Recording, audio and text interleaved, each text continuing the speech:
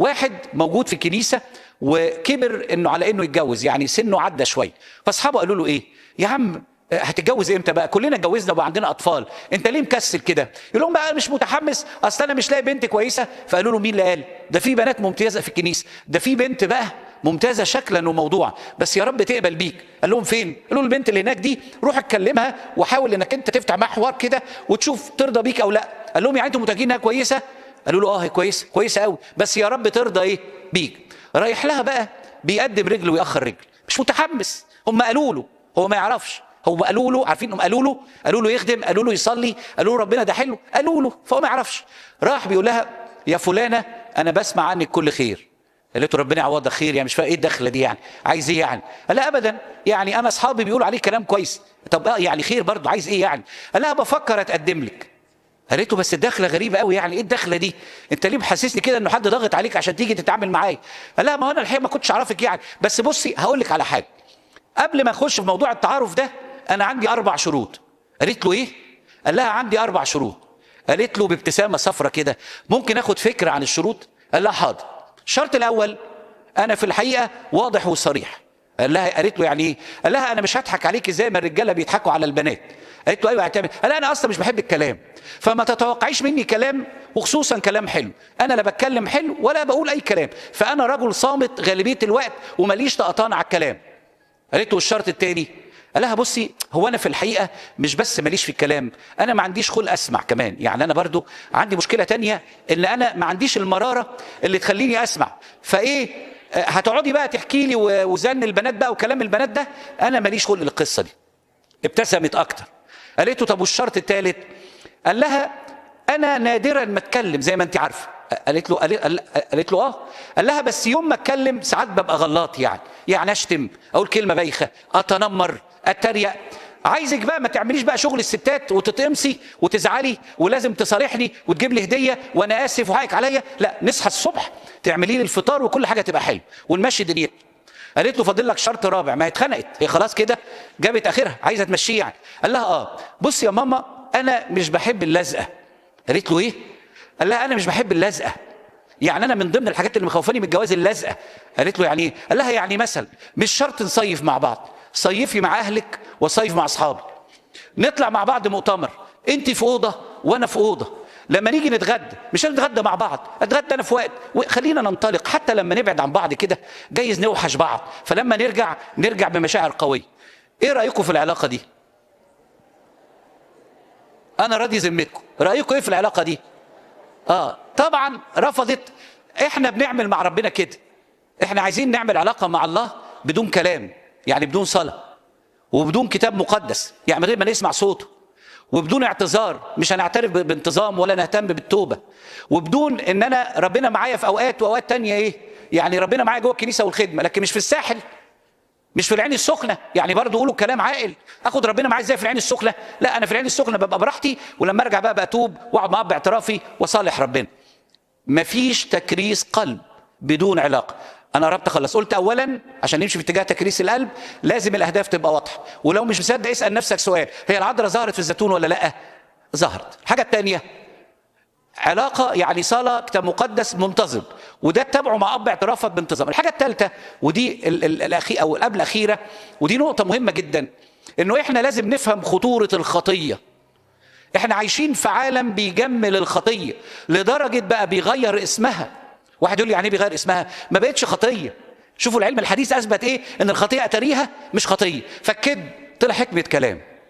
يعني اللي بيكذب ده ايه؟ ده واد حكيم بيعرف يلف ويدور كده وياخد اللي هو عايزه. طب والسرقه اخدان حق، اصل صاحب الشركه مفتري وبيظلمنا وبياخد مرتباتنا وبياخد شقانا، فانا لازم اسرق عشان ايه؟ اخد حقي.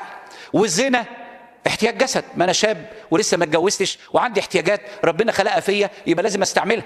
طب والشذوذ والمثليه حقوق انسان. حقوق انسان يعني ايه حقوق انسان؟ يعني من حقي بقى، انا من حقي قلبي يتحرك ناحيه بنت، يتحرك ناحيه ولد، انا حر، دي حاجه خاصه بي. انا فاكر في مره كنت في امريكا وبعدين كان واحد من ولادي بفتقده فوداني ستاربكس نشرب حاجه، ما الافتقاد هناك مختلف شويه عشان ما احلى، حتى طعمه بيبقى الطف يعني. فلما دخلنا المحل انا فاكر كويس قوي في لوحه خضراء بيتحط عليها الاسعار، هم ما كانوش حاطين الاسعار، هم كانوا حاطين علم الريمبو بتاع المثليين وكاتبين بالانجليزي بما معناه يعني نحن نرحب ونقدر ونقيم ونحترم كل شخص يأتي إلينا مهما كان ما يحرك مشاعر قلبه. أنا تأثرت جدا الحقيقة. ليه؟ إيه كمية المصالحة مع الآخر دي؟ إيه فكر قبول الآخر المتفجرة دي؟ دي فكرة متفجرة. طبعا هو عايز الدولار، هو مش عايز الآخر، هو مش فارق معاه الآخر، هو بيجيب زباين، والزبون دايما على حق يعمل اللي هو عايزه. إحنا عايشين في عالم كده، إحنا مش عايزين يضحك علينا، وعايزين نفهم أن الخطية خاطئة جدا، وأنه القلب يعني يحب واحد ويبغض الآخر، أو يحترم واحد ويكره الآخر. لا يمكن لأحد أن يخدم سيدين. عايز قلبك يتكرس، قول له يا رب قويني وتوبني، روح قدم توبة وقول له يا رب ما تسيبنيش للخطية، واوعى تسيب العالم يضحك عليك. آخر حاجة، عمد كل أمور حياتك. عارف لو طلعت من الوعظة دي بالفكرة دي حلو خالص. عمد كل أمور حياتك. يعني ايه عمد كل أمور حياتك؟ يعني هو الحاجة لما بتتعمد بتبقى ايه؟ يعني البيبي لما بيتعمد بيبقى ايه؟ مسيحي، مش كده؟ انت عمد كل أمور حياتك. ناوي تتجوز؟ ان شاء الله. طب وماله؟ ده يفرح قلب ربنا. بس هل ممكن تعمد جوازك؟ واحد يقول لي عمد جواز ازاي؟ يعني يجي واحد تقول له حبيبي انت عايز ترتبط بواحدة شكلها ايه؟ يقول لك أمورة. وايه كمان يا حبيبي؟ يقول لك لا أمورة بس، ما احنا مش هنتجوز اكتر من مرة، هي مرة واحدة وبالتالي انا عايز انبسط. طب كويس، وبعدين ايه تاني يعني؟ يقول لك لا هي بس الشروط دي، وتكون غنية وتكون اجتماعيا عالية وتساعدني. كلها امور مرتبطة بايه؟ بالارضيات. لكن في واحد يقول ايه؟ لا انا عايز ارتبط بواحدة طبعا لازم اقبل شكلها، او هي لازم تقبل شكلي، لكن في نفس الوقت تشجعني ان احنا نعمل ايه؟ نعمل كنيسة. واما انا وبيتي فنعبد ايه؟ الرب. ده واحد بيكرس قلبه لانه قرر يعمد احتياجاته.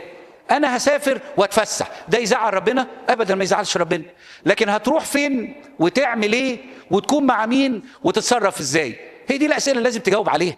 عشان كده احبائي، الشخص الذي يريد ان يسير في طريق تكريس القلب ويفرح بمحبة المسيح وينمو في علاقته بيه ويبقى دايما حاطط الصليب قدام عينيه وقاعد عند الجلجسة، هو إنسان معمد كل أمور حياته.